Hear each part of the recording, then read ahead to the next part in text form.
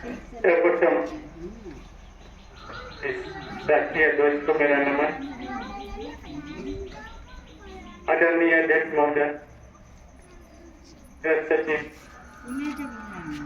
मेरे सहयोगियों, उपस्थित अभिभावकों और मेरे प्यारे बच्चों, आप सभी जानते हैं कि आज हम भारत के लोग स्वतंत्रता दिवस मना रहे हैं। आज ही के दिन 15 अगस्त 1947 ईस्वी को हमारा देश अंग्रेजों की गुलामी से मुक्त हुआ था। इस आजादी को प्राप्त करने के लिए हजारों लाखों हमारे देश के सपूतों ने अपना सर्वस्व निछावर कर दिया, तब जाकर हमें यह आजादी मिली। इसलिए हम सभी खुश नसीब हैं कि आजाद भारत के नागरिक हैं और हमारा कर्तव्य है कि हम इस आजादी को सही रूप में साकार करें।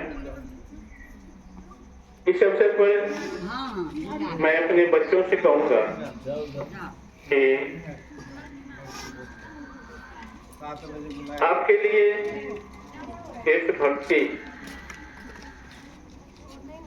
आपके आचरण से है। आप अच्छा आचरण करें, बड़ों के साथ, छोटों के साथ अच्छा व्यवहार करें। आप अपने कर्तव्य का निष्ठापूर्वक पालन करें। आपका काम है पढ़ना। आप अनुशासित होकर अपनी पढ़ाई को सही ढंग से पूरा करें और एक भविष्य में योग्य नागरिक बने। यही आपकी देशभक्ति होगी। इसीलिए आप लोग यह संकल्प लें आज के दिन कि अपने अंदर की सारी बुराइयों को निकालकर हम अच्छे बच्चे बनेंगे और देश का नाम रोशन करेंगे। क्या कि आप ही देश के भविष्य हैं, आप ही आगे चलकर देश को चलाएंगे। मैं अपने सहयोगी शिक्षकों से कहूंगा कि शिक्षण कार्य ही देशभक्ति है। आप जिस काम को कर रहे हैं वह दुनिया का सबसे श्रेष्ठ काम है। आप देश के निर्माता हैं, आप देश के भविष्य के निर्माता हैं। इसीलिए आपसे बढ़कर कोई देशभक्त नहीं हो सकता है।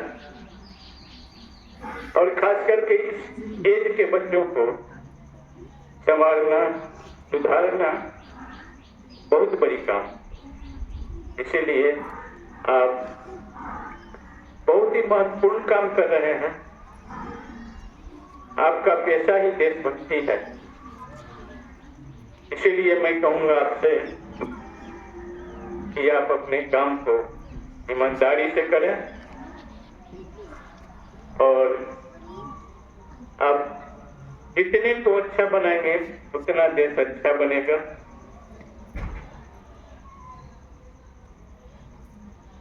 हालांकि आज अभिभावकों की उपस्थिति नहीं है, विलंबना है, सूचना दी गई, निजी सूचना भेजा गया, समूह में भेजा गया, लेकिन अभिभावक की कमी है। जो भी अभिभावक उपस्थित हैं, मैं उनसे कहना चाहूंगा कि आप अपने बच्चे को विद्यालय के अनुरूप भेजें।